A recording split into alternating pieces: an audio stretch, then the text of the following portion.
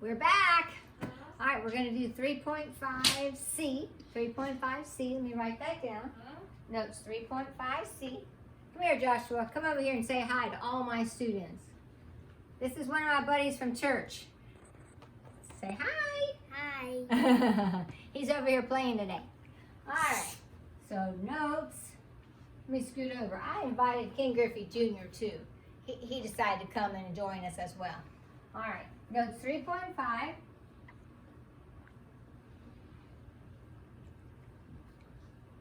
C, okay? This is a, note 3.5C is only part one. This is it. This is the whole thing. All right, so what it is, it's factoring again. Yes, more factoring. And it's special cases of factoring. There's two special cases. And the first one is called the difference of squares. Factoring using the difference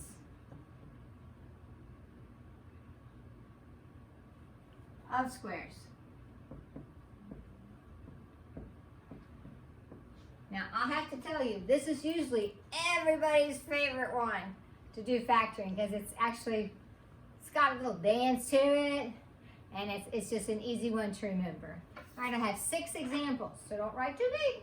Number 1, x squared minus 36.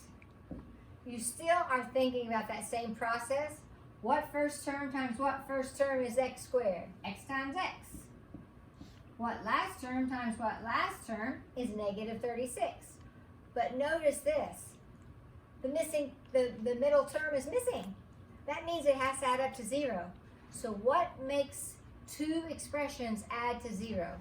They got to be the same, and one has to be positive, one has to be negative. So it's x minus 6, x plus 6. So the formula, if you want to write the formula down, it's a squared minus b squared equals a minus b times a plus b. So as long as you notice, it's only a binomial, the middle term is missing, and both of these are squares, perfect squares, you can just go write the answer down, done. That's why it's most people's favorite. All right, the second example, x squared minus 25. So if you notice, hey, that's the difference of squares pattern, it's this one. Then you just do square root minus square root plus square root, done. And if you go back and FOIL it just to make sure you're right, sure enough, your inners and your outers will cancel out. You'll have a positive term and a negative of the same term, okay? All right, number 3. 4x squared minus 81. Now, does that fit that pattern? It actually does, because 4 is a perfect square, x squared is a perfect square, and 81 is a perfect square. So what first term times what first term would be 4x squared? 2x, 2x. What last term times what last term would be 81? Negative 9, positive 9. So guys, that's how easy this is. But it only works when it's a binomial. That 2 doesn't look so good. When it's a binomial and it is every number and every variable is a perfect square. All right, so now let's stretch out to show you some just a little bit more challenging. All right, number 4. 16m squared minus 49. That's not more challenging. That's the same as this one. All right, so here we go. What first term times what first term is 16m squared? 4m, 4m. What last term times what last term is negative 49? Negative 7, positive 7. So you have a negative 28m and a positive 28m. So there you go. Okay, now we'll do something just a little bit more challenging. Not too bad. Okay, so that one is different. That one's different. It's not a square. But is it a perfect square? Is x to the fourth a perfect square? Does something times itself equal x to the fourth? Yes, it does. X squared times x squared is x to the fourth. So first times first equals first. We're still using the backwards FOIL thought process, but once you memorize this particular pattern, you don't really have to do that. And then what last term times what last term? Minus 9 plus 9. Now this one has a little bit more to it, because does this fit this pattern? It does. So now that's prime. You can't factor that. But this one, because it's subtraction, that's what difference means. Difference means subtraction. You can actually factor that binomial again, okay? So x. Now this you cannot factor. There is no pattern for sum of squares, only difference of squares. So how could you factor this? Just go back to your pattern. What first term times what first term is x squared? X times x. What last term times that last term is negative 9. Negative 3, positive 3. Inners and outers cancel. So that's done. Okay, let's see my eraser. Oh, here it is. Okay. So that one was a little bit, just a wee bit more challenging. All right, and let me show you one other one that's just a little bit more challenging. All right, 2x squared minus 32. You know, the truth is, whenever you're factoring, the very first thing you always want to do is see if there's a GCF. And in all these cases back here, there was no GCF. But guess what? There is one on this one. What goes into a 2 and also goes into a negative 32? 2. So take out the 2. 2 times what gives me x squared? 2 times what gives me negative 32? So the first thing on this one, you had to take that GCF. Now you're going to factor this. What first term times what first term is x squared? X times x. What last term times what? Last term is negative 16. Negative 4, positive 4. Sure enough, there's no middle term. That's why it fits the pattern. Negative 4x, positive 4x would cancel out. So that's the answer. All right, that is one of the special cases. Difference of squares. Okay? Now there's a second set of cases. A second type.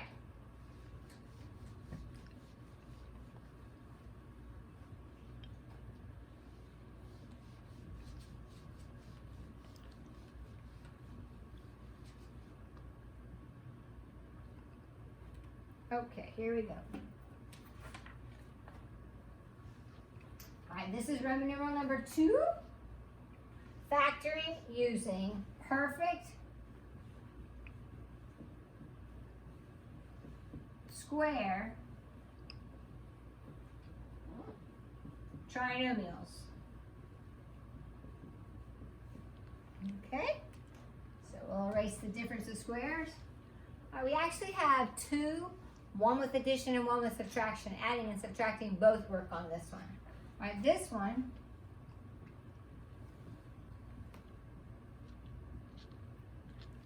let me show you. I'm going to go ahead and show you both of them. Oopsie, that should be subtraction. So it would have to look like this right here to fit the pattern. What happens is when you factor, this one you get x plus y times x plus y, so you're getting the same answer. This one you get x minus y times x minus y. And if you have something that's multiplied by itself, what is that? A perfect square. So you would write your final answer like that. Because it's actually the same thing twice. Okay, I just have 3 examples on this one. All right, number 1, x squared plus 12x plus 36. Now, if you understood this pattern, the first term is something squared, the last term is something squared, and the middle term is the square roots of these, the x and the y, doubled.